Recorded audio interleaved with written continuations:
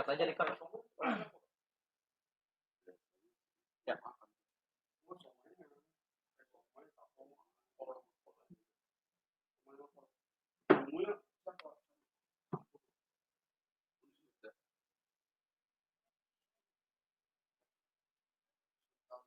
Nah, kita kan udah sempat nih ngebahas ya kemarin tentang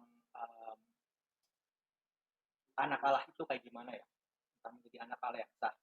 Nah, untuk bisa lebih kayak gitu, untuk bisa lebih lanjut lagi nih, kita harus balik dulu nih. Kita harus tahu dulu siapa kita dan siapa Allah kita. Sekarang kita tarik lagi nih, kita tarik mundur dulu. Kita pengen mendalami dulu nih tentang siapa kita, siapa manusia itu, dan kenapa sih manusia itu diciptakan. Nah, pengertian manusia itu penting, makanya kita perlu belajar tentang siapa itu manusia. Kita perlu belajar tentang siapa itu kita. Kalau misalnya kita belajar tentang siapa itu kita, maka kita bisa nih, yang pertama kita bisa tahu nih, kita tuh harus ngapain sih ke Tuhan. Kita tuh harus menempatkan, kita tuh tahu apa yang harus kita perbuat untuk Tuhan. Nah, maksudnya tuh gimana? Kalau misalnya kita bisa kenal siapa diri kita, kita bisa mengenal siapa manusia itu dulu deh, siapa manusia, dan mengenal siapa diri kita di hadapan Allah, kita bisa menempatkan Tuhan secara benar. Kita bisa ngerti gimana sih cara memperlakukan Tuhan.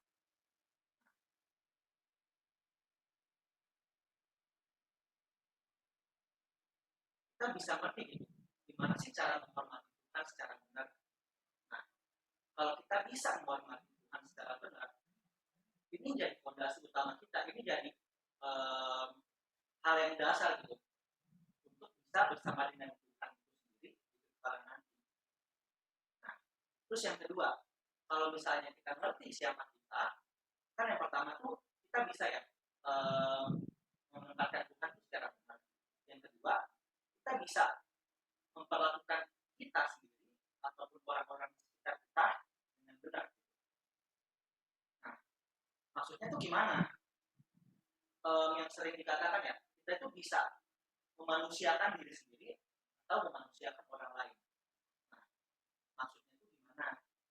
Kita tuh bisa mengasihi, kita bisa mengasihi diri kita sendiri, kita bisa mengasihi orang lain. Nah, kita lanjut dulu ya. Kita akan membahas memanusiakan itu.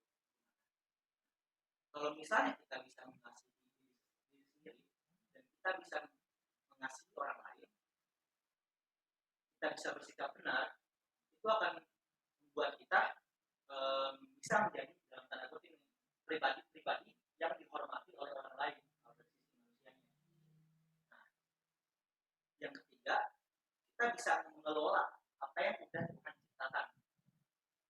Yang dulu Tuhan ciptakan, bukan apa yang sudah diciptakan oleh Tuhan. Yang sudah diciptakan oleh Tuhan, yakni apa itu bumi dan segala isinya. Manusia itu merupakan makhluk ciptaan nih. Kita tuh merupakan makhluk ciptaan yang diciptain buat melayani Tuhan. Nah, salah satu bentuk dari melayani Tuhan itu ya kita mengelola alam ciptaan yang sudah Tuhan kasih ke kita. Nah, kalau misalnya kita bisa kenal siapa kita bisa bertanggung jawab, kita jadi punya tanggung jawab, kita bisa punya perasaan tanggung jawab untuk ya turut apa ya, bisa melestarikan bumi ini gitu, melestarikan ekosistem yang udah rusak ini. Nah, jadi kalau misalnya kita bilang apa ya, kita tuh harus mengenal diri, kita tuh harus mengenal manusia itu penting. Kenapa penting mengenal manusia itu? Kenapa penting? Tujuannya kita mengenal siapa itu manusia, kenapa manusia itu diciptakan, itu kenapa penting? Karena tiga hal ini. Yang pertama, kita bisa memperlakukan Tuhan dengan benar. Kedua, kita bisa memperlakukan sesama kita atau bahkan diri kita sendiri dengan benar. Yang ketiga, kita bisa pandang alam itu dengan benar. Kita bisa menyikapi tentang ciptaan Tuhan itu alam semesta, masuk alam semesta itu dengan benar.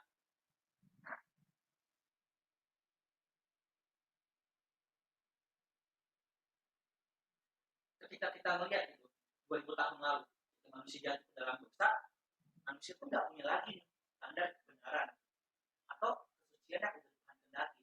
Manusia kehilangan, manusia jadi nggak benar lagi. Ketika manusia jatuh ke dalam dosa, manusia jadi rusak nih. Kan Allah punya rencana nih. Allah menciptakan manusia itu ada punya rencananya. Allah tuh mau Adam tuh begini. Allah tuh mau Adam tuh begini. Ada tuh rencananya. Tapi ketika manusia jatuh ke dalam dosa, rencana Allah yang Allah tempatkan pada Adam itu jadi rusak, jadi gagal.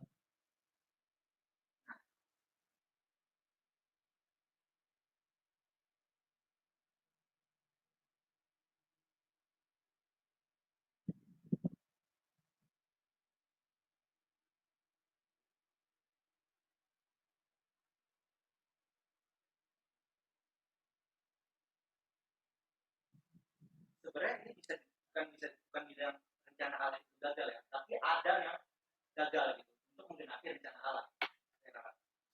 Ada yang gagal untuk menggenapi rencana Allah. Allah kasih rencananya. Allah tuh pengen ada ngikutin rencananya Allah. Tapi Adam gagal nih. Jadinya karena Adam gagal, pengetahuan mengenai siapa dia, pengetahuan mengenai siapa dirinya itu sendiri, kan untuk bisa tahu siapa kita, untuk bagaimana kita harus bertindak, itu kan dikasih tahu langsung oleh Tuhan. Ya kan? Kalau misalnya itu dikasih tahu oleh Tuhan, hubungan antara kita dengan Tuhan itu rusak, jadinya manusia nggak bisa lagi bertindak secara benar. Nah, karena manusia nggak bisa bertindak secara benar, maka 3 hal yang tadi sudah disebutin itu jadi salah. Dimana kita menempatkan diri secara benar di hadapan Tuhan, dimana kita memperlakukan sesama kita, dimana kita mengelola alam itu jadi gagal. Bukan jadi gagal, itu jadi nggak benar. Jadi tidak sesuai lagi. Itulah kenapa alam rusak. Alam rusak itu bukan apa ya? Bukannya Tuhan yang merusak alam kita gitu. Tapi yang merusak itu ya manusia itu sendiri. Gitu. Kalau misalnya kita dari alam, terus kalau misalnya memperlakukan sesama orang yang kalau misalnya rusak gambar dirinya rusak, dia nggak ngerti. Ada kan rusak gambar dirinya, ada tuh gambar dirinya rusak. Nah, karena gambar diri Adam itu rusak, jadinya Adam itu nggak bisa lagi nih memperlakukan sesamanya itu dengan benar. Mulai ada tuh kecemburuan, mulai ada tuh yang namanya kejahatan yang bisa kita kenal sekarang. Yang awal mulanya itu dari mana? Dari Adam itu. Ketika Adam jatuh, Adam nggak bisa lagi untuk memperlakukan dirinya kayak gimana. Dia nggak tahu cara memperlakukan dirinya dengan benar, dan dia jadi nggak tahu cara memperlakukan sesamanya dengan benar. Dan yang pertama, balik lagi, dia tuh nggak bisa memperlakukan Tuhan dengan benar. Nah, sebenarnya ini suatu ikatan juga nih. Kalau misalnya kita nggak menempatkan diri secara benar, ya kita nggak bisa memperlakukan orang lain dengan benar. Ini diulang-ulang ya. Kalau misalnya kita nggak bisa menempatin diri di hadapan Tuhan dengan benar, kita nggak memposisikan diri di hadapan Tuhan dengan benar, kita nggak bisa memperlakukan Tuhan dengan benar, dan itu pasti kita nggak bisa memperlakukan orang lain atau sesama kita dengan benar. Itu pasti. Dan juga kalau misalnya kita nggak bisa memperlakukan orang lain dengan benar, udah pasti dong kita jadi yang rusak. Nah, selanjutnya kan kita dalam diri manusia itu ketika manusia diciptakan itu ada gambar dan rupa Allah dalam diri manusia. Disebutkan begini, ada gambar dan rupa. Nah, kalau misalnya kita lihat dalam teks Alkitab dalam bahasa Ibrani, kita bakal tahu nih ada yang namanya Selem dan ada juga yang namanya Demi. Nah, kalau misalnya kita bilang gambar Allah itu kayak gimana? Gambar Allah itu bisa dikatakan juga sebagai prototipe, bisa dikatakan juga sebagai sebagai kopi. sebagai kopian, sebagai image lah, image gambar juga. Intinya itu bisa dikatakan sebagai copy paste-nya. Apa sih yang di copy? Apa sih yang di copy? Kita tuh punya kesamaan dengan ketika Tuhan menciptakan manusia, ada gambar. Gambar itu apa? Gambar yang dimiliki Allah itu apa? Yang ditempatkan pada diri manusia. Itu ada pikiran, perasaan, dan keinginan. Ketika manusia diciptakan, itu manusia punya pikiran, perasaan, dan keinginan. Terus habis itu kan manusia diciptakan menurut gambar dan rupa, ya kan? Menurut gambar dan rupa. Kita buka deh Kejadian 1 ayat 26 dan 27.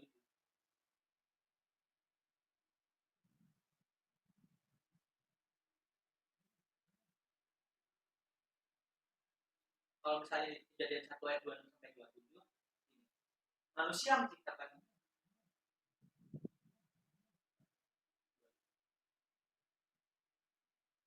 berfirmanlah Allah, baiklah kita menjadikan manusia menurut gambar dan rupa kita, supaya mereka berkuasa atas ikan-ikan di laut dan burung-burung di udara dan atas ternak dan atas seluruh bumi dan atas segala binatang melata yang merayap di bumi. Ayat 27-nya ya kita coba. Maka Allah menjadikan manusia itu menurut gambarnya. Menurut gambar Allah diciptakannya dia. Laki-laki dan perempuan diciptakannya mereka. Kan bisa kita lihat di sini. Jadi 1 ayat 26. Itu ada gambar dan rupa. Oke, ayo kita ceritain. Ayo deh, manusia diciptain itu menurut gambar dan rupa. Tapi kita lihat jadi 1 ayat 27, baca. 1 ya. Maka Allah menciptakan manusia itu menurut gambarnya. Menurut gambar Allah diciptakannya dia. Laki-laki dan perempuan diciptakannya mereka. Ini gambar itu nggak ada gambar dan rupa. Tapi manusia itu diciptakan gambarnya doang, nggak ada rupanya. Rupanya itu progres. Nah, manusia diciptakan gambar dengan Allah. Nah, gambar dengan Allah seperti yang tadi bilang, artinya mirip sama Tuhan. Nah, gambar Allah itu maksudnya gimana? Manusia punya suatu hal yang tidak bisa dilepasin lagi. Manusia diciptain segambar dengan Allah. Nah, Allah itu memberi nilai tinggi kepada manusia, bukan memberi tinggal tinggi. Allah tuh ngasih suatu hal yang luar biasa lah.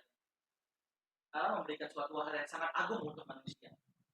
Manusia itu punya pikiran, perasaan, dan keinginan yang bisa ada bisanya, yang bisa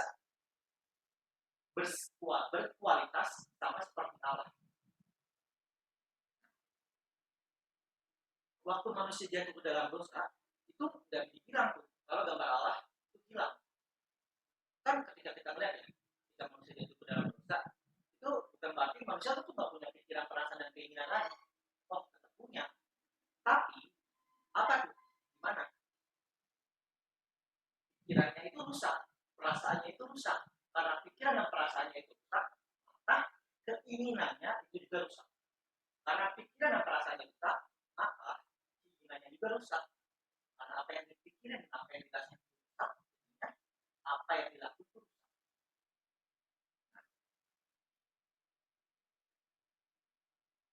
Di dalam diri manusia itu ada ya, manusia itu diciptakan menurut gambar dan rupa Allah. Manusia diciptakan menurut gambar Allah. Itu yang benar kan? Manusia diciptakan menurut gambar dan rupa Allah atau manusia diciptakan menurut gambar Allah?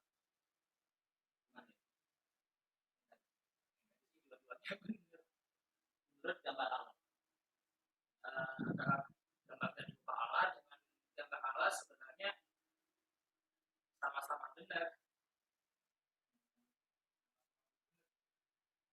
bokepnya aja sih. Kan oke, tarik lagi. Manusia diciptakan ketika alam menciptakan manusia, alam itu menciptakan manusia segambar dengan alam, tapi belum serupa. Kenapa belum serupa? Serupa itu adalah suatu progresivitas, suatu progres yang harus kita capai, gitu, yang harus kita kerjakan. Nah, di dalam diri manusia itu kan ada pikiran, perasaan, dan keinginan. Nah, kalau misalnya kita lihat nih, manusia itu punya pikiran, manusia itu punya kecerdasan, manusia itu orang apa ya, makhluk yang intelektualnya itu dibandingkan makhluk-makhluk lain. Hal ini yang bisa bikin nih manusia bisa mikir tambah-tambahan bagaimana, bisa berlogika, bisa berfilsafat, bisa menganalisa dan sebagainya. Ini tuh ada karena ada pikiran, karena ada pikiran canggih yang nggak bisa ditemuin di makhluk lain. Dan misalnya bebek, angsa, onta, paus yang pintar juga, lumba-lumba yang itu nggak ada. Mereka bisa berpikir, tapi mereka nggak bisa menganalisa, mereka nggak bisa berlogika sekualitas manusia. Nah, manusia itu juga punya perasaan, manusia itu punya emosi. Nah, perasaan dan emosi yang bisa membuat nih, manusia itu punya kasih sayang, manusia itu punya perasaan cemburu, manusia itu bisa mencintai, manusia itu bisa marah. Ini yang membuat manusia bisa berinteraksi dengan baik, bisa merasa gak enakan. Dengan adanya emosi, dengan adanya perasaan, ini bakalan timbul hubungan timbal balik. Kalau misalnya nggak ada emosi, hubungan ini nggak ada, hubungan antara manusia itu nggak saling mempengaruhi. Perlu diingat ya, kepemimpinan itu bicara tentang memenangkan emosi seseorang, memenangkan perasaan seseorang. Kepemimpinan, seorang pemimpin yang hebat adalah dia yang bisa memenangkan perasaan atau emosi seseorang. Itu bukan itu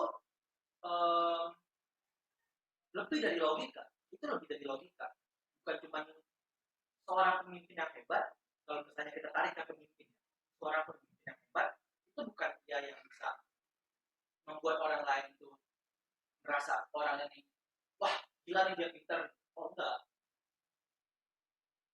orang itu tidak sebagai pemimpin. Kalau kita tarik ke pemimpin, orang tidak sebagai pemimpin ketika dia bisa merenggut perasaannya, ketika dia bisa merasa, wah orang itu layak gue ikutin, karena dia itu bisa menangin perasaan sukanya. Orang itu bisa menangin, pemimpin itu atau seorang manusia itu bisa menangin perasaan sukanya, perasaan sayangnya, perasaan cintanya dari orang di luar pengaruhnya.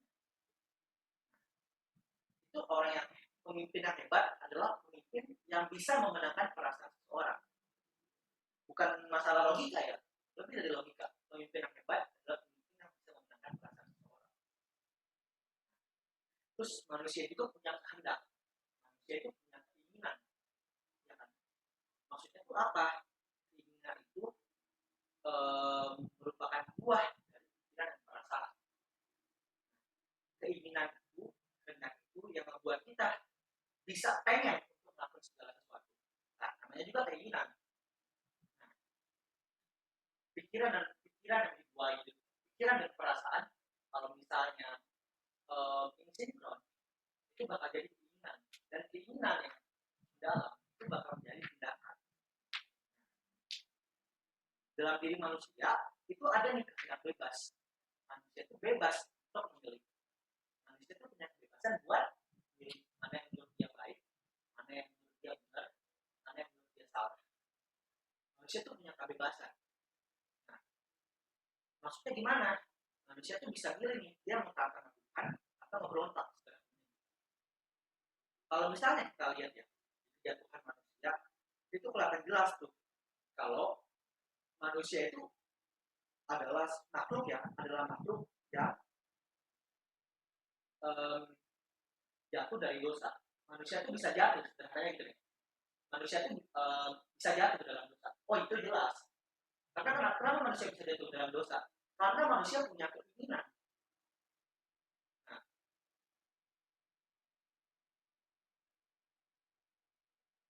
karena manusia punya keinginan, manusia itu jadi bukan robot. Keinginan yang membuat manusia itu uh, berbeda dari apa yang manusia ciptakan. Atau bisa dibilang discover. Apa sih bahasa Inggris? Bahasa Inggrisnya discover? Apa? Karena mau ya lebih dipakainya ya. Nah, ketika manusia pertama kali menciptakan AI, artificial intelligence. Oh, ini ketika mereka membuat itu robot ya, ketika mereka buat robot, itu robot sebenarnya nggak punya keinginan. Keinginannya robot itu suatu program, itu ada suatu hal yang diprogramkan. Sampai kapanpun itu robot itu tetaplah program. Dia itu nggak punya perasaan. Karena dia nggak punya perasaan, maka dia nggak punya keinginan. Kalau misalnya kita tarik dulu pelajaran artificial intelligence. Di dalam artificial intelligence itu sederhananya ada kalau A itu sebenarnya kayak gini. Kalau misalnya gua ngelakuin A, kalau misalnya ada opsi antara A atau B, terus dia minta, itu bukan keinginannya sekali, tapi dia menimbang mana yang menurut dia lebih baik menurut perhitungan matematikanya. Itu bukan tidak secara oh gue pengen milih A, enggak. Manusia tuh bisa manusia tuh bisa memilih di antara pilihan A atau B. Manusia bisa milih A itu bukan karena pikiran rasionalnya, tapi yang jelas ada juga berhubungan sama perasaannya dia, hubungan emosionalnya dia. Nah, AI itu gini, AI itu semuanya itu bicara mengenai mana yang lebih menguntungkan, mana yang lebih memenuhi syarat untuk dilakukan. Itu AI. AI itu bicara mengenai syarat yang bisa dilakukan. Oh, ini syaratnya lebih banyak nih. Yang bisa memenuhi syarat ini lebih banyak. Oh, itu yang gue lakuin. Oh, manusia nggak gitu. Manusia itu pertimbangannya bukan sekedar syarat. Manusia itu punya perasaan. Nah, itulah yang membuat manusia itu beda dari robot. Nah, kan kalau lihat ya, robot A, B, A, B, A, B. Terus kenapa bisa tiba-tiba ada opsi C? Itu karena menurut dia, di antara A atau B, itu yang memenuhi syarat itu kurang cukup. Makanya timbul opsi C. Itu AI. Kenapa bisa tiba muncul C? Itu bukan karena keinginannya si robot, tapi karena dia nggak nemu nih solusi terbaik yang dikasih manusia antara A atau B. Makanya timbullah C. Solusi C ini ditemukan sama si AI. Dan ini juga atas pertimbangan A atau B. Nah, jadi AI itu cuma bicara mengenai mana yang baik, mana yang bukan mana yang baik, tapi mana yang syarat yang memenuhi syarat tertinggi. Itu yang akan terjadi. Mana yang syaratnya lebih banyak dipenuhi, itu yang akan dia pilih. Itulah AI. Nah, kalau misalnya syaratnya itu nggak bisa dipenuhi oleh dua pilihan itu, terus habis itu dia diprogram untuk bisa memiliki pilihan sendiri, itu bukan atas keinginannya, tapi itu atas dasar analisis matematisnya atau analisis matematikanya. Jadi kalau misalnya kita bilang manusia itu diciptakan segambar dan serupa dengan Allah. Kalau kita bilang manusia itu diciptakan segambar dan serupa dengan Allah, itu bisa dikatakan, oh enggak, bukan gitu. Manusia diciptakan segambar dengan Allah. Manusia diciptakan segambar dengan Allah. Rupanya itu merupakan progres yang harus kita kejar. Nah, yang pasti nanti ini bakal dibahas lagi nih lebih lanjut di pertemuan berikutnya. Jadi ketika kita bilang balik lagi nih, ketika kita bisa ngerti gitu, ketika kita mencapai progres kita kan ini kan manusia itu diciptakan menurut gambar dan rupa Allah. Gambar itu apa? Pikiran, perasaan. Kalau misalnya kita bisa memaksimalkan pikiran, perasaan dan keinginan kita bisa serupa dengan Allah, kita bisa yang tadi kita bisa dikembalikan ke rancangan semula. Kita bisa menempatkan diri di hadapan Tuhan dengan benar, kita bisa memperlakukan diri sendiri dan sesama dengan benar, dan kita bisa mengelola alam yang diciptai Tuhan dengan baik. Nah, gambar dan rupa itu bukan gambar dan rupa. Ketika manusia diciptakan segambar dan serupa dengan ketika manusia diciptakan, itu manusia cuma segambar. Manusia diciptakan segambar, itu maksudnya manusia punya pikiran dan perasaan dan keinginan. Tapi untuk mencapai kualitas seperti Tuhan, itu progres yang harus kita usahakan. Itulah kenapa ada namanya kehendak bebas. Kalau misalnya kita milih yang benar, dan terus milih yang benar, lama-lama kita bisa meningkatkan nih kualitas kita. Kita bisa meningkatkan kualitas kita. Kalau misalnya kita pakai angka ya, kalau misalnya kita terus milih yang benar gitu, kan ada misalnya nilai kita 50, kita terus milih yang benar, kita milih yang benar jadi 51, kita milih yang benar lagi 52, kita milih yang benar lagi 53, kita milih yang salah turun lagi 52, dan itu tuh akumulasi dalam hidup kita tuh bakal terus ada. Tapi perhitungannya itu jelas bukan 1, 2, 3 ya. Karena kenapa? Semakin mudah kita pilihan yang kita pilih itu semakin semakin mendalam dalam hidup kita. Semakin tua deh, maksudnya semakin tua, semakin kita tua ya. Pilihan kita itu bakal semakin susah. Dan akumulasi yang kita dan akumulasi itu bakal terus dihitung ya. Akumulasi kan kita kan punya, kita itu dalam diri manusia itu seperti botol gitu, seperti botol. Nah, semakin banyak kita masukin air bening kan. Kalau misalnya di susu terus kita masukin air bening, lama-lama susunya ini bakal hilang, susunya ini bakal habis. Dan ini progres. Nah, semakin kita tua, susu yang ketika kita numpahin susu itu semakin kental. Ketika kita semakin tua, ketika kita nuangin susu itu semakin kental, susunya kental. Tapi pas kita masih muda, kita nuangin air, itu nggak kental-kental banget, itu kok masih cair. Masih cair. Semakin kita tua, yang kita tuangkan itu semakin kental. Nah, jadi ketika kita bilang ya, perhitungan ini nggak cuma 1, 2, 3.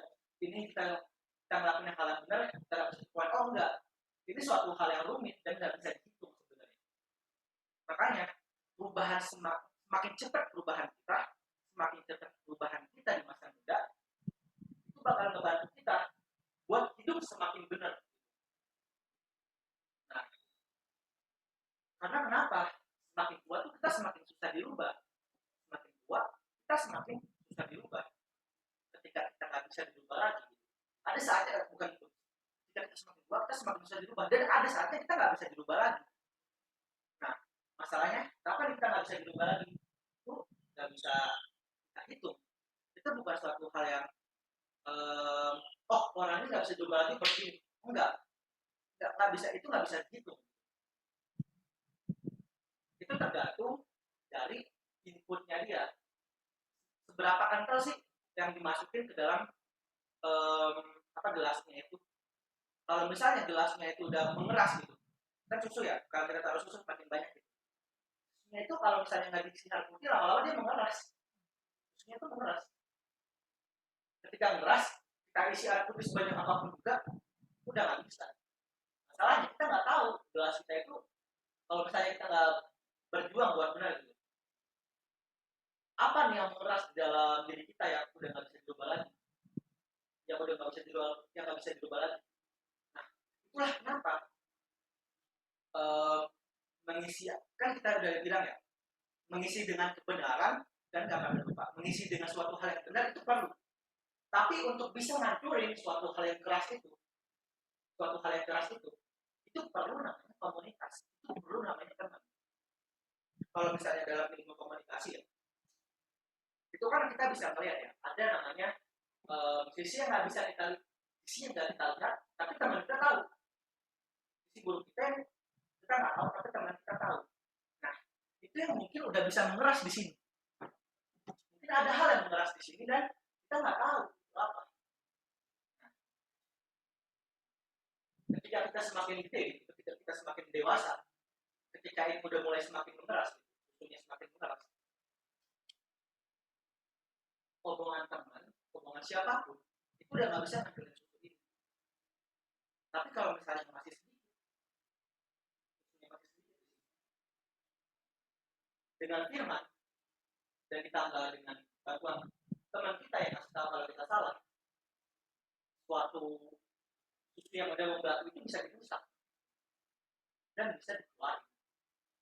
Oleh karena itu, untuk bisa memulihkan gambaran kita, untuk bisa membuat kita bisa semakin serupa dengan Allah, itu perlu namanya komunitas. Komunitas itu bakal membantu kita buat melihat mana yang nggak kita lihat. Komunitas itu bakal membantu kita buat melihat nih, oh lu ada yang salah di sini. Itulah kenapa kalau misalnya kita di komunitas, itu nggak boleh bilang, oh enggak, gue nggak gitu. Oh enggak, gue nggak gitu. Oh nggak bisa. Di komunitas nggak bisa gitu. Itu pasti bakal ditegur. Dan itu suatu hal yang lumrah kalau di komunitas. Nah, balik lagi, ketika kita bisa melihat hal ini suatu kesempatan buat kita, ketika kita menjadi suatu kesempatan buat kita bisa nih ngajarin progres yang ada Tuhan kasih di hidup kita. Kita bisa ngajarin progres yang ada Tuhan kasih di hidup kita.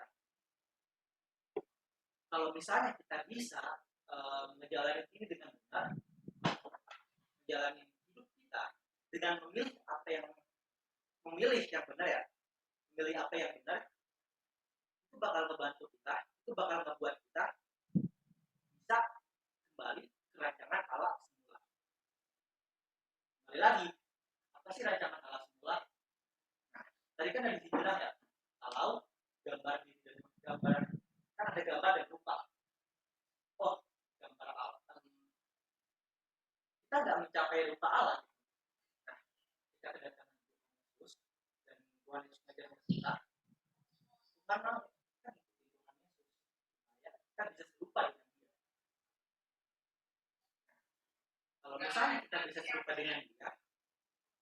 Kalau misalnya kita bisa serupa dengan Dia, karakter kita bakal berubah.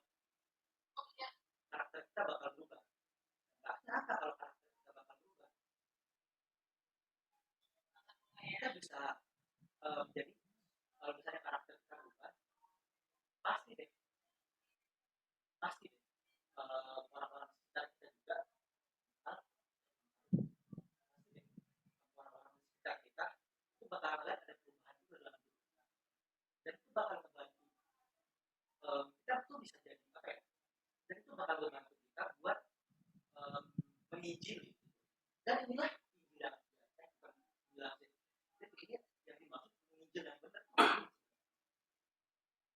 Kita karakter kita berubah karena kita belajar firman, karena kita berdoa dan karena kita bersekutu bareng-bareng, kita berubah, karakter kita berubah. Karena karakter kita berubah, terus ada orang-orang di sekitar yang melihat kita berubah, kita jadi menginjil yang benar. Walaupun ini agak sedikit jauh kalau bisa kita tarik, tapi enggak, ini sebenarnya bukan juga sih. Jadi teman-teman, pengenalan akan manusia itu penting. Pengenalan akan siapa kita, pengenalan akan gambar diri kita, itu sangat penting. Kenapa penting? Karena balik lagi ke yang pertama, dengan bisa mengenal siapa itu manusia, dengan bisa mengenal kenapa manusia itu diciptakan, kita bisa yang pertama, kita bisa menempatkan Allah secara benar. Kita tahu nih cara menghormati dia itu kayak gimana, cara bersikap sama dia itu gimana. Nah, jadi ketika kita bisa bersikap dengan benar ke dia, kita bakal memperlakukan diri kita sendiri dan orang-orang di sekitar kita itu dengan benar. Dengan kayak gitu, jelas kita bakal jadi pengaruh kan. Dan yang ketiga, kita bisa memperlakukan alam yang diciptakan oleh Tuhan itu dengan baik. Nah, karena ingat ya, alam semesta atau prinsip tepatnya bumi ini deh, bumi ini rusak bukan karena Tuhan yang rusak, tapi karena apa? Manusianya makin jahat. karena manusianya makin jahat, manusianya egois, mau menang sendiri, kan bumi ini rusak. Banyak pengundulan hutan di mana-mana, minyak diambilin sampai ke dasar-dasarnya banget, itu merusak bumi. Dan kalau misalnya balik lagi, kalau misalnya kita bisa mengerti siapa manusia dan kita bisa memakai, kita bisa menempatkan Tuhan dan memperlakukan sesama kita dengan benar, maka kita punya juga pasti kita bisa mengolah dan kita bisa melihat nih, pasti kita bisa memandang dulu alam semesta ini kayak gimana, melihat bumi yang benar-benar itu kayak gimana, itu bakal merubah sudut pandang kita. Oleh karena itu kita perlu nih belajar bareng-bareng dalam di sini, konteks di sini kita perlu untuk mengerti siapa kita perlu mengerti siapa manusia. Amin. Ada yang mau tanya? Terus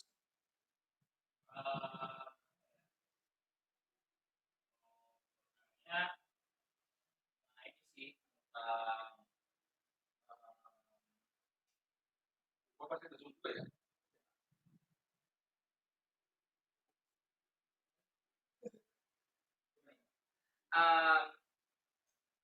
soal ini sih, soal yang tadi bilang soal pemimpin yang hebat itu memenangkan perasaan seseorang itu lebih dari logika. Tentang yang gue itu sih apa namanya, menenangkan perasaan seseorang itu, atau bisa juga lebih dari logika itu dari perspektif apanya dulu, sama gimana kita bisa melihat perasaan seseorang untuk kita bisa menenangkan itu sebagai kita seorang pemimpin. apa yang Buddha mau itu orang? Apa yang Buddha mau? Sekarang yang Buddha suka ikutin siapa?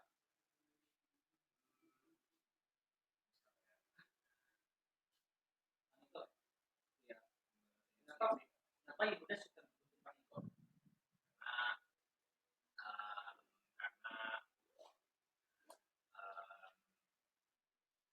Karena kayak nama lagu-lagunya yang aku sukain, sama apa ya, kayak pesan Tuhan lah itu, kayak kayak gampang banget tuh aku bisa masukin sih, buat bisa masukin sih. Kenapa kita orang? Biasanya kita kagum kan? Kita kagum. Ada banyak orang bisa kita kagumi. Gereja, siapapun itu. Tapi belum tentu kita mau ikut mereka. Kalau misalnya kita lihat yang menurut Yehuda punya pencapaian manusia, tapi Yehuda nggak mau ikutin. Yehuda nggak mau mereka.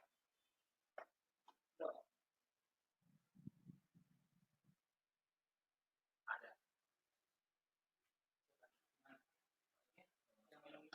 Yehuda mereka, oh pencapaiannya bagus. Tapi kalau misalnya barang mereka, Yehuda nggak mau diikutin. Yehuda masuk ke barang mereka.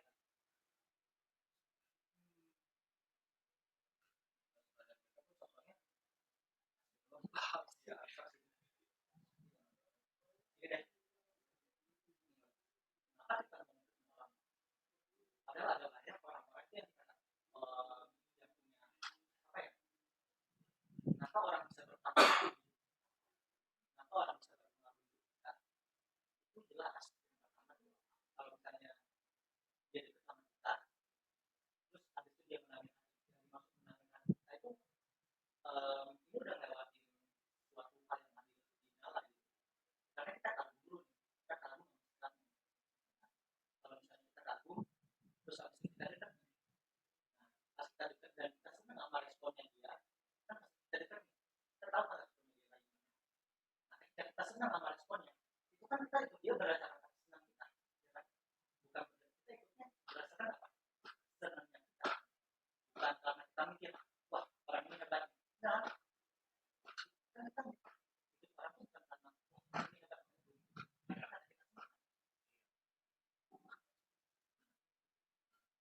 Kenapa kita bisa senang sama orang? Karena kita merasakan responnya. Kalau kita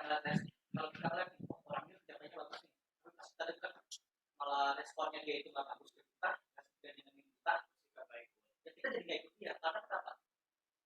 Karena kita nggak senang sama dia. Jadi lebih dari pencapaian, hubungan itu hubungan yang menyentuh perasaan itu lebih berpengaruh untuk jadi seorang pemimpin.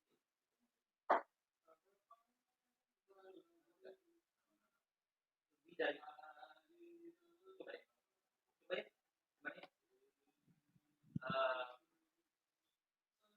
Ada orang yang saya kayak orang kok kayak misalnya berkasih, tapi pas udah deket ketemu itu cara responnya beda, terus gue nggak ikutin gitu. Ada sih paling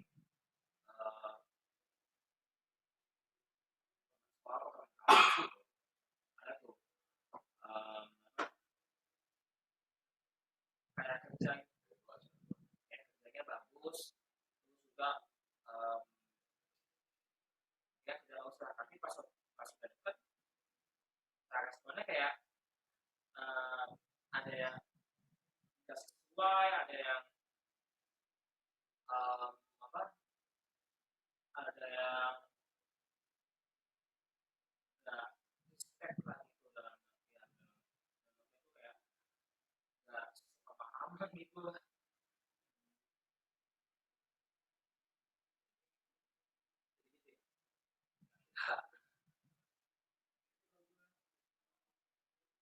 Kita ikut orang itu karena bukan cuma karena kita bilang wah gila, kita ikut orang karena kita udah dekat, terus habis itu kita lihat responnya itu enak, nah kita tuh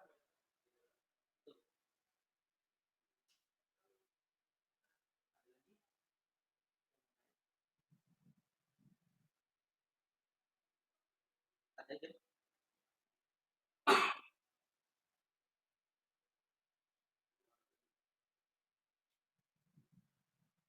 ada yang kurang baik nggak?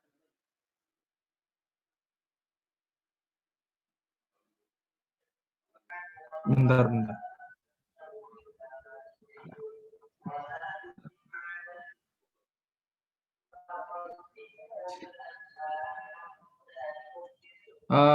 Suara lu agak putus, Cak.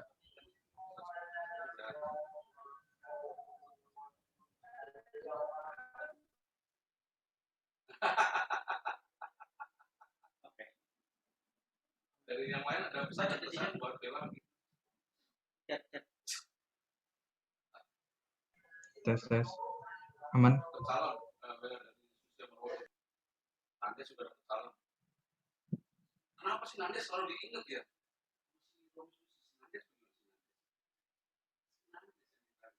Kalau dari gue sih ini sih udah jelas sih.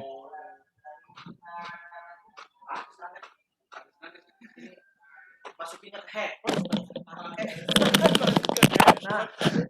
Ngomong lagi. Nah, ini berarti sepanjang tadi lo ini kurang mantep, Cok. Ya elah. Tadi Nah, ini mantep banget. kira dari cabut. Cabut dong. Gue pikir emang ada gue yang tapi masih bisa denger sih. Oh, oke deh. Ini aman banget. Waduh. Jangan. Ya gue nggak tahu ya. Kenapa gak ngechat Alek? Enggak, karena gue pikir sama gue tapi nggak sejelas ini, clear banget. Jadi lu jauh, lu segini nih, cek. Enggak. Suram. Tapi yang pengen gue tanya nih, yang aneh aja. Apa? Permasalahan bagaimana kita dikendalikan oleh diri kita. Sebenarnya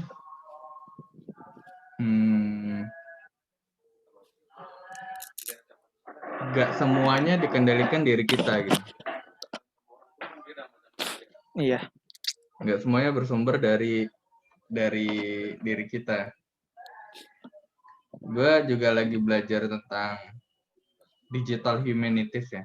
Tadi yang lo sempat bilang AI, Kalau ternyata secara nggak langsung manusia tidak hanya membuat atau meng-create, tapi manusia juga di-create gitu. Ntar, Jadi yuk ambilin Yud. Itu dong pakai tuh biar kita bisa berdua. Atau ya udah mau ikutan juga. Bisa. Oke. Ntar ya. dirokok dulu. Ini. Siapa di apa biasanya minuman? Jangan. Saya suka minum.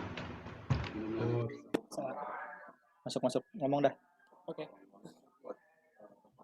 aman. Ini jelas nih. Jadi ternyata kita nggak dikendalikan hanya manusia selalu menjadi subjek dari perbuatannya gitu. Tapi ternyata manusia itu juga menjadi objek dari perbuatan yang lain. Kalau misalnya kayak AI gitu ya. AI itu berasal dari manusia yang meng-create dengan komputasi gitu. Nah, yang gua juga coba buka, ternyata manusia itu juga di-create sama sistem digital, namanya ada digital humanity. Nah, karena manusia udah jatuh dalam dosa nih, manusia udah nggak nemuin lagi kehendak Allah. Dia nggak nemuin lah. Wih, bisa cukur asik. Konsep kesucian juga kayak begitu sebenarnya. Halo, Flash. Asik. Dalam bahasa Udah 60 Ibrani, kilo nih. betul suatu suci itu pakai kata kata. Mantap. Dalam bahasa Yunani, suci itu Wah. pakai kata Iya. Agios sama kata roh. Yang dua-duanya ya, kecuali kata roh. Jadi karena manusia jatuh dalam dosa, Chlorobus. manusia nggak mungkin lagi bisa nemuin, manusia nggak bisa lagi nemuin pikiran perasaan Allah. Kalau dibilang manusia itu dikendalikan oleh hawa nafsu, secara nggak langsung kita dikendalikan oleh hawa nafsu yang berada juga dari luar gitu. Makanya butuh komunitas atau butuh kegiatan yang bisa ngubah perilaku, di samping memang kebenaran juga.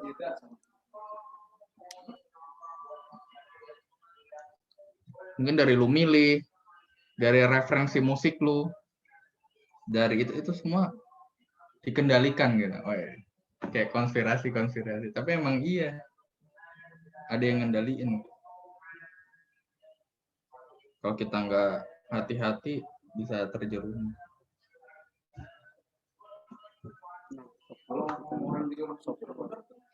Bisa dibilang berarti manusia dikendalikan lingkungannya gitu.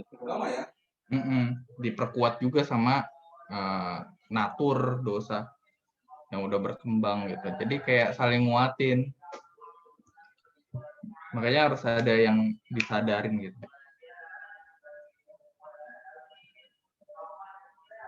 Harus ada titik di mana kebenaran tuh masuk terus mengubah pola pikir.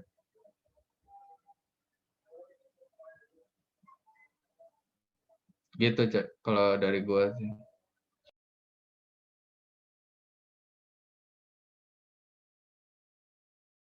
Kita masih punya Iya. konsep. Pas itu juga sih pernah baca tapi belum lengkap sih tentang sebenarnya apakah manusia punya kehendak bebas gitu. Ini juga kan suatu hal yang perlu dipertanyakan ya. Bukan perlu dipertanyakan sih. Maksudnya perlu diperbincangkan juga. Nah, ini yang menarik nih. Di bukunya bentar nih gue harus cari. Dari situ gimana? Ngebahas itu. Dalam prinsip cinta ya, atau emosi cinta. Oh iya, Jan, ingat Jan. Bentar deh, ini gue kalau ngomong kayak gini gue kayak jauh dari pengajaran KAIS, Lek. Gue merasa berdosa, Lek, tapi gimana ya?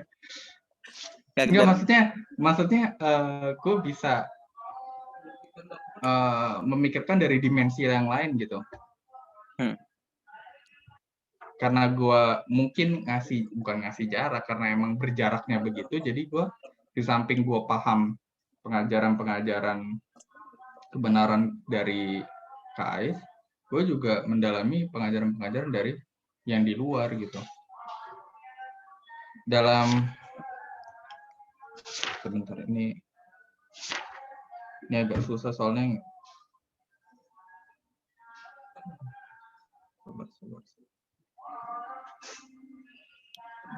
Kalau yang lu baca apa? Nih, kalau yang lu baca apa, Cok? ya itu. Sebenarnya manusia itu bukan punya kehendak bebas, tapi semuanya itu berdasarkan lingkungannya. Dia milih itu karena lingkungannya milih itu, atau karena dia dipengaruhi oleh lingkungannya dan jadinya dia milih itu. Nah, itu lu lagi pakai cara perspektif dari social fact. Ada sesuatu yang constraint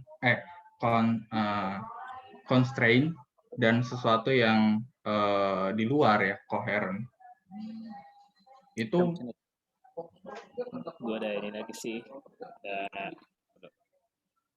itu merasuk pikiran dari kecil. Lu nggak mungkin lagi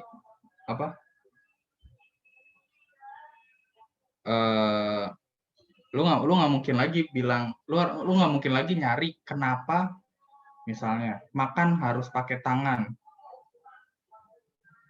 Lu nggak nanya lagi kenapa keluar harus berpakaian, kenapa diri kita harus berpakaian. Itu lu nggak pernah nanya lagi. Kenapa kita harus bernafas? Maksudnya pertanyaan-pertanyaan itu nggak perlu ditanyakan secara alami, itu udah ya kita udah tahu gitu, supaya kita bisa tetap hidup. Tapi kalau mekanismenya mungkin lain lagi. Cuma prinsip dasarnya kayak gitu. Itu karena lu pakai konsep manusia itu dipengaruhi oleh kenyataan yang bersifat constraint dan memaksa gitu. Ini sosial science. Tapi kayak nih, gue baca ya. Ini gue takut jadi ini. Ini nggak apa-apa nih gue baca. Ringkasin, Pak. Ringkasin. Oke deh. Kan yang melekat dalam diri kita, ini karyanya si M. Husni Muatz. Jadi dia salah satu PhD lecturer dari mana nih? Dari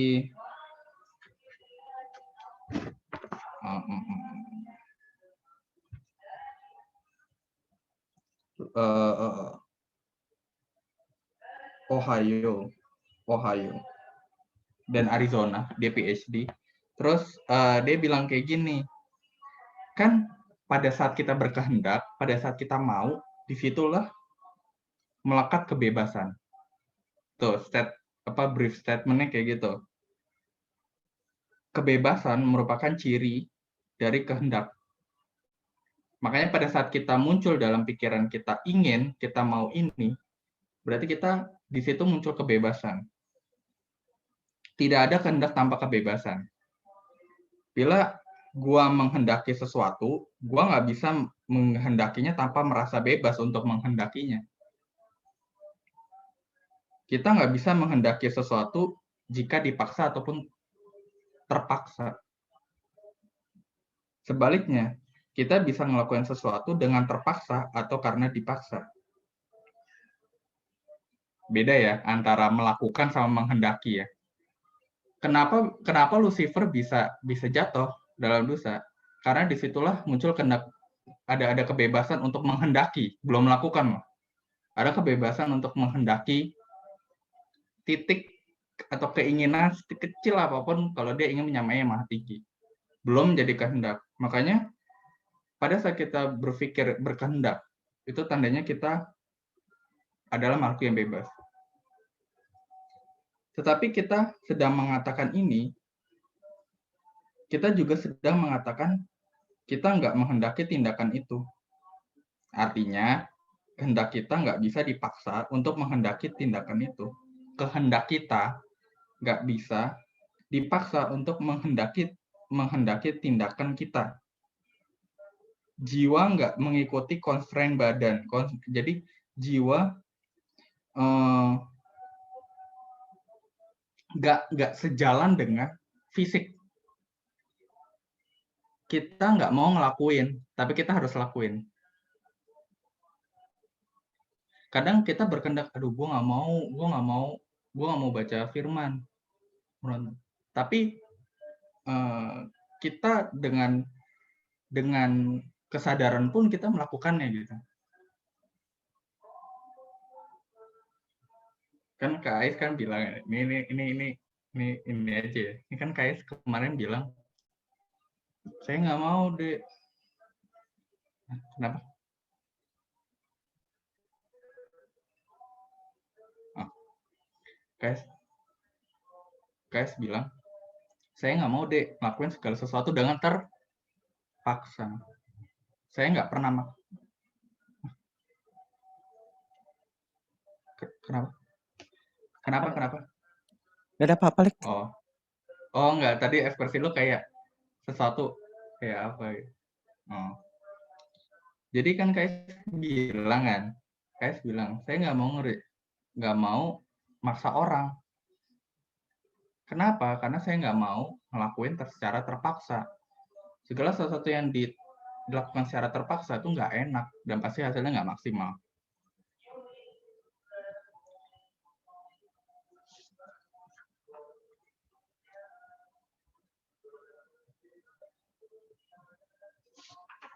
Gitu. Jadi di sini dia bilang kayak gini.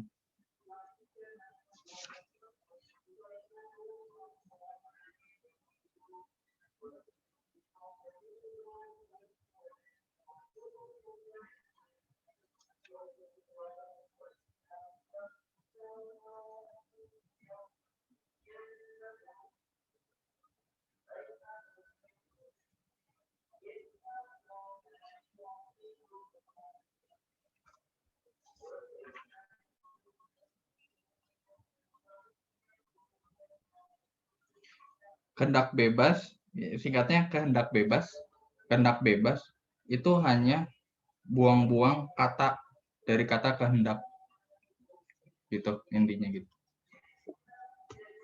Jadi kehendak bebas, free will itu bagi Husni Mu'ad itu hanya pengulangan tautologi yang nggak perlu sebenarnya, karena di dalam kehendak ada kebebasan. Itu intinya sih.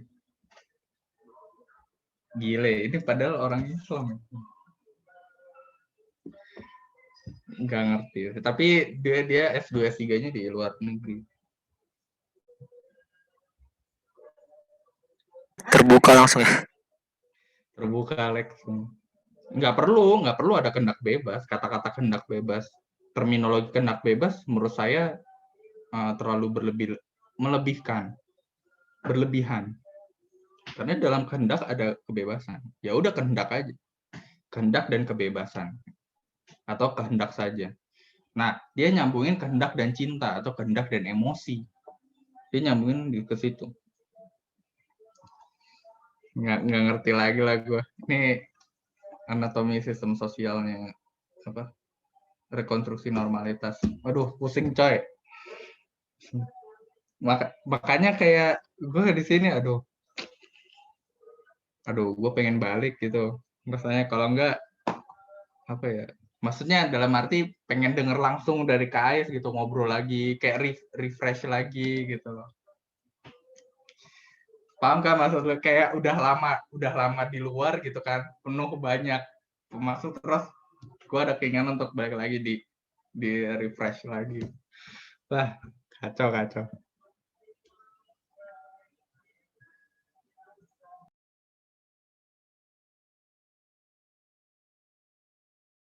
Sini Jan. Nah iya.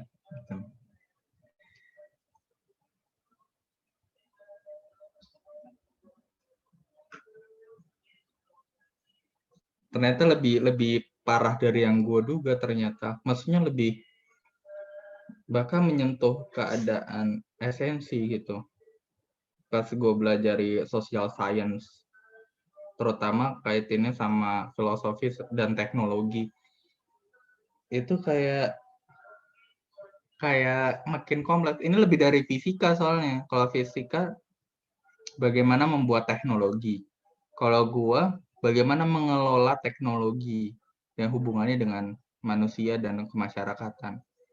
Jadi lebih kompleks lagi karena lebih luas. Teknologi dan sosial ya. Digital humanities sama sosiologi digital.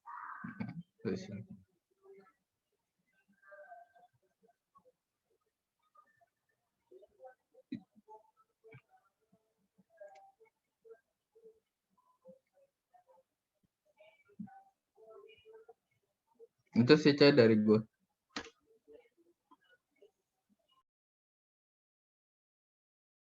Oke, sip. Thanks Jan. Ini ya Huts mau pulang. Duluan dia. Bukan pulang. Oke.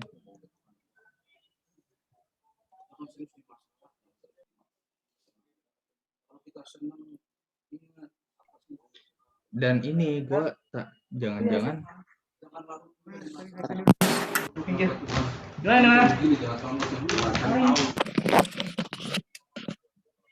jangan-jangan emosi juga bisa dikomodifikasi dan dikendalikan.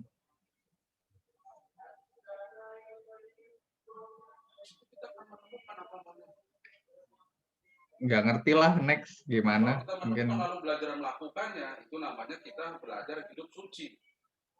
Dan kesucian hidup akan membuat seorang berwatak. gitu. Ini udah nggak ada, sebenarnya dari gua ngomong ini akan sulit orang tuh nyangkut pautin sama kebenaran gitu, sama firman Tuhan. Gimana Lex?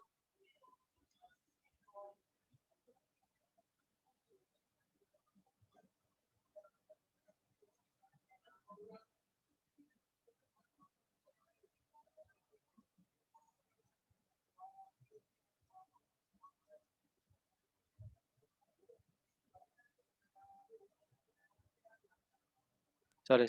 Tadi ditanyain refleks. Oke. Ya gitu. Jadi kayak gini nggak perlu pakai firman Tuhan dan sebagainya. Kayak gini. Ini proses perjalanan kan sama-sama bicara manusia ya. Bicarain kelompok komunitas. Tapi kayak gini gua ngeliat cross sectionnya kayak gini dia benar-benar lepas dari sisi teologisnya. Walaupun sebenarnya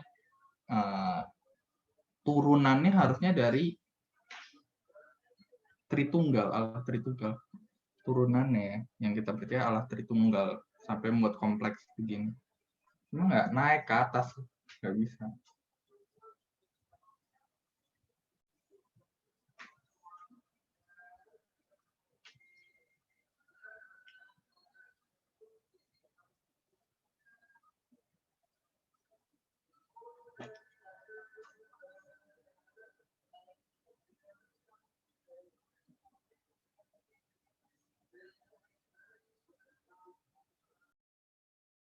Perasaan. Coba ntar ngomong belakang dulu deh. Oke, Bella punya peraturan. Ntar ya. Peraturan Bella kalau main sama gua mesti baik. Iya. Dari Kayos ada yang mau ditambahin atau mau ditanyain juga? Ada peraturan yang tertulis. Tapi kan peraturan mau mewakili perasaan Bella. Oke. Jan, boleh itu Jan? Sip. Apa sih namanya? Bawain. Siap Kak. Ayo Jan. Bisa lagu nggak di sana Jan? Main lagu. Pimpin lagu. Bisa. Oke.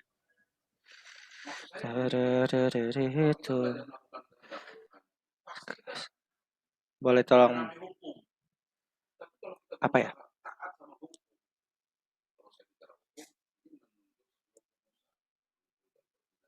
Lagu apa ya? Ada saran nggak?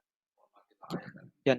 Kalau ngomong hukum tuh larinya ke situ ya, karena semua agama situ patokan untuk jadi benar. Lagunya Stephanie Erastus.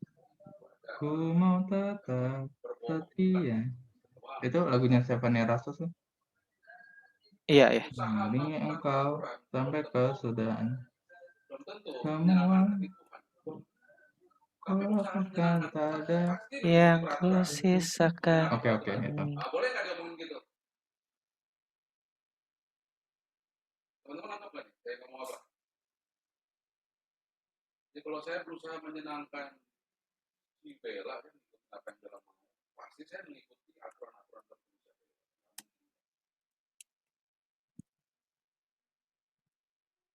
Juga ya, mengerti hukum-hukum dan peraturan sebenarnya bukan jalan untuk mencapai kesulitan.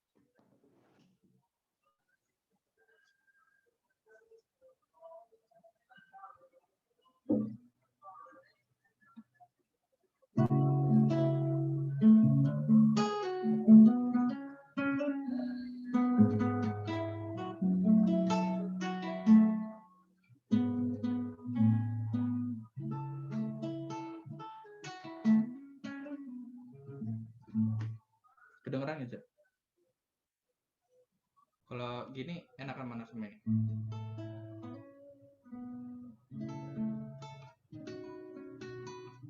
Coba yang satunya.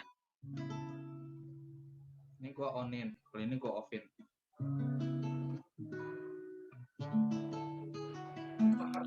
Nggak terlalu ngaruh sih. Tapi lebih baik di onin aja. Ini gua onin ya.